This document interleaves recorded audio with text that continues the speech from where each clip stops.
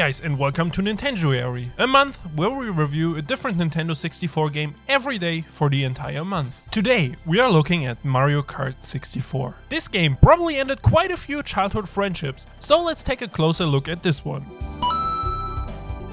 The year was 1997 and the Nintendo 64 had a pretty strong launch with the releases of Super Mario 64 and Pilot Wings, which we covered in the first two episodes, so go check them out if you haven't already. But after the holiday season, there weren't a lot of Nintendo 64 games outside of a few fun pickups like maybe Wave Race 64, but nothing was too revolutionary. But when February came around, Mario Kart was back.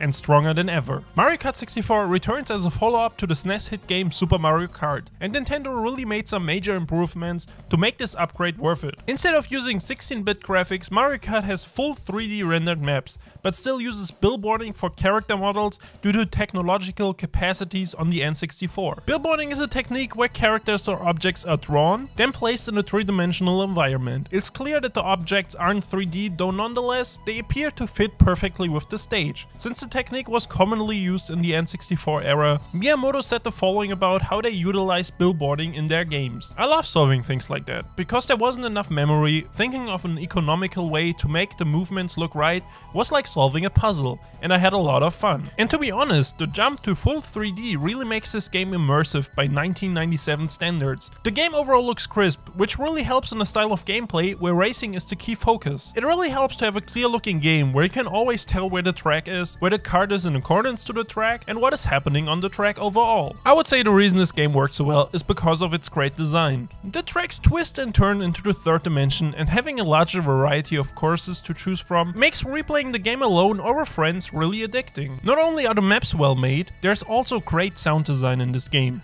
The use of a countdown timer before the beginning, the rolling sound of the random box, each and every track sound playing in the background just over the rumble of the carts, all these small things just help create a fun racing atmosphere. It is really addicting in a sense. Each race tells its own story as the randomness of the item creates a unique experience every time. But that doesn't mean there's no skill involved in playing this game. They found a perfect balance between RNG and skill. And it's also one of the many reasons why Mario Kart is still around nowadays. Besides the large number of cups with tons of fun levels to play on, this game includes a lot of extra features that most players probably got a lot of time out of. These extra features had something for everyone to play.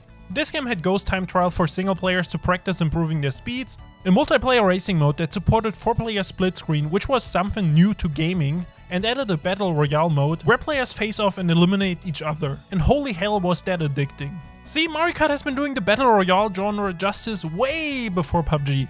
The only complaint that we really have on this one is that there isn't a lot of achievement you get for winning races or getting shorter times. If there was some sort of progression system in this game or better sense of collectibles, this would be a great game to come back to today. But nowadays there are more recent upgrades on the Mario Kart series. But going back to an older Mario Kart game and walking down memory lane might be fun nonetheless. Wait, I have another complaint. Why was the Japanese commercial so much cooler?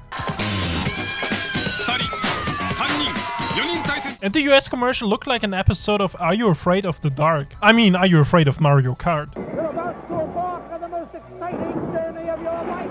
Come, gentlemen, come. But let's talk about another thing that was great about Super Mario Kart 64. This game was the perfect party game before Mario Party was even a thing. And yes, Super Mario Kart for the SNES was fun and all, but this was the first game where it felt like it was designed from the ground up to be fun with more than just two people. And as I said in the beginning, this game could get you really fired up even as a little kid. I remember this was years after the game actually released, but in the afternoon care I stayed at after school, we had an N64 and we would play Mario Kart 64, and after a while they had to take it away from us because we would get so competitive. That's where I got a lot of my experience from with the game. But now let me tell you about the best way to play this game in 2018. So if you want to play Mario Kart 64 nowadays, there's always the option to get the original N64 cartridge, which probably should be in every good N64 collection.